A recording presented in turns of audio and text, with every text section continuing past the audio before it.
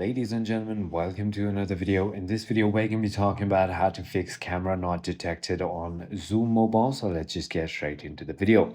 This could be caused because of your permission settings. So simply go ahead and open your settings app and then simply go all the way down to apps and now go all the way down to Zoom.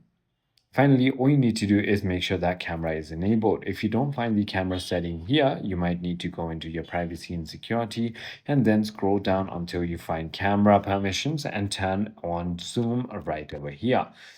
Once you've done that, the other thing you want to do is simply go ahead and open your Zoom application, tap on the profile icon on the top right and tap on settings.